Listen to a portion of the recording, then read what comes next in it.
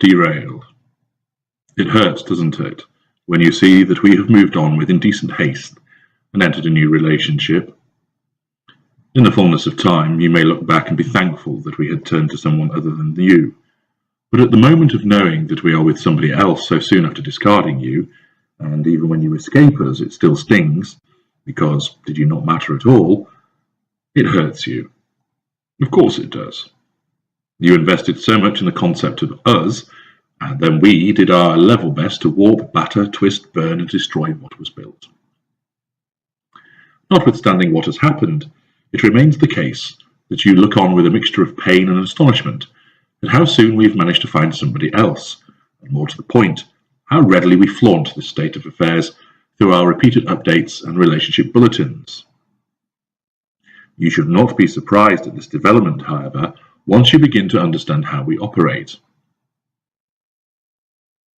Where you have been discarded, your replacement was already lined up. We were spending time with your replacement, commencing the triangulation, sowing the seeds of your invented psychotic behavior to them, and seducing them ready to switch from you to them as easily as flicking a switch. To us, this transition is normal and necessary. To you, it offends your sense of honesty and decency. If you managed to escape us before we had found or embedded the replacement primary source, you force us to locate and or embed with urgency. We have been denied our primary source of fuel, and we need to put in place a new one straight away. The choice may not be perfect, hence why you may be wondering why on earth we are with that person, but be with someone we must. And of course, we want you to know. There is fuel to still be had from your misery, and to unleash against you. Yet what is the situation should the shoe be on the other foot? How do we react when we become aware that you have chosen another intimate partner? What is our response? Often, this does not happen for some time. The reasons for this are manifold. 1. You still want us. The addiction that we have placed inside of you means that irrespective of the abuse and the devaluation, you still want us back. This may be to try to correct what went wrong. It may be because you want the golden period again, and or it is because you have so many unanswered questions. 2. You do not want anybody else. The impact of our abuse is so great that you can barely get through a day, never mind contemplate interacting with another person on an intimate level. 3. You are concerned that you may be ensnared again, and even when you receive well-intentioned approaches from potential suitors, you reject them because you are too uncertain as to their motives. Thus you reject people and would rather not take the chance of being ensnared again. 4. You wish to focus on yourself and your recovery, and do not regard the commencement of a further relationship on an intimate level as conducive to achieving that aim. 5.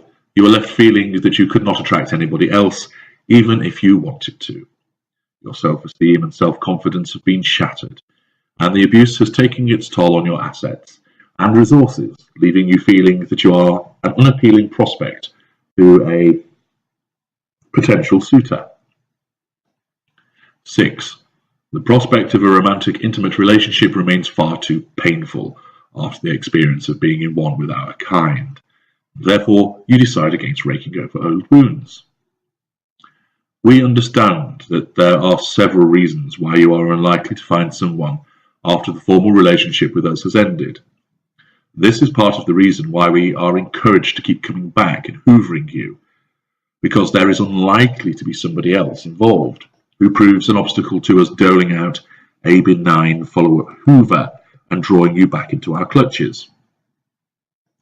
However, it does happen. Some of you take a considerable time before moving on to another relationship for the reasons explained above.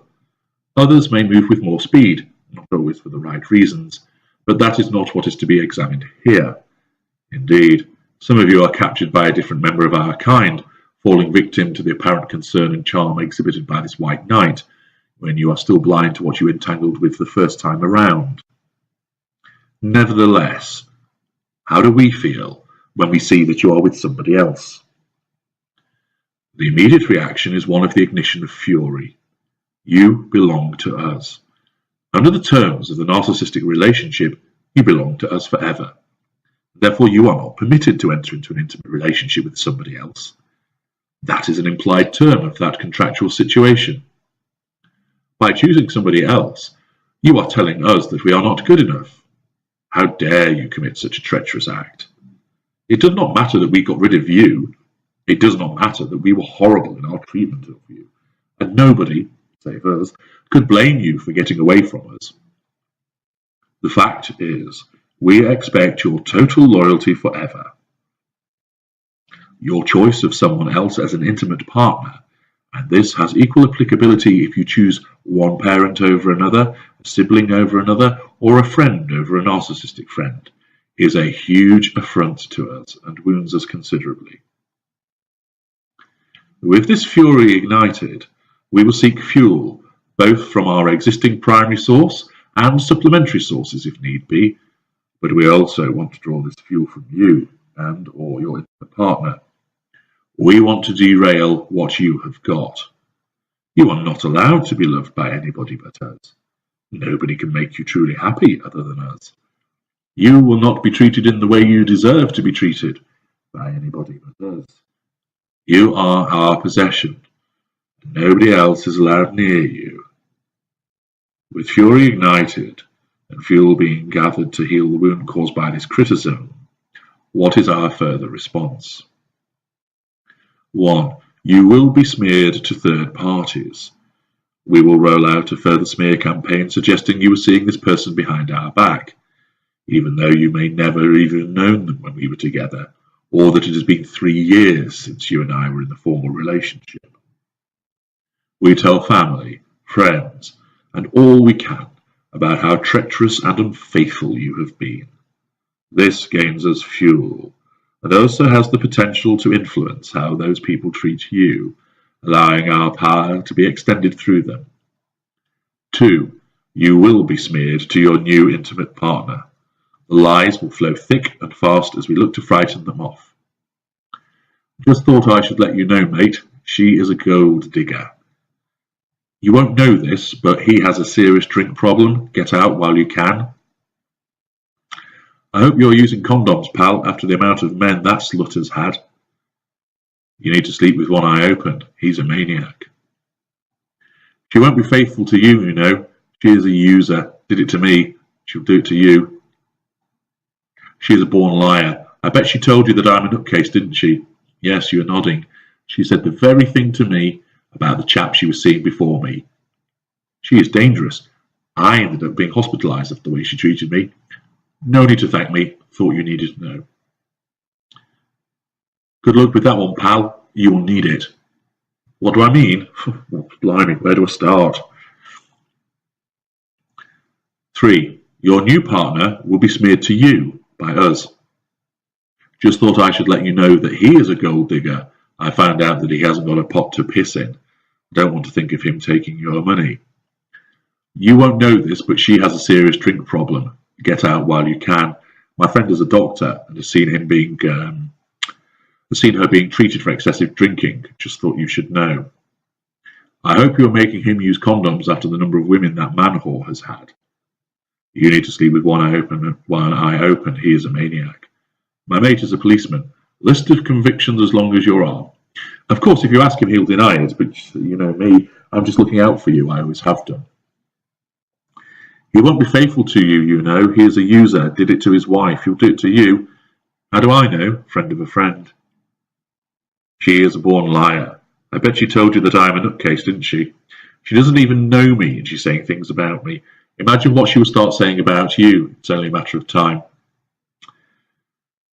Good luck with that one. You will need it. What do I mean? Blimey, where do I start? 4.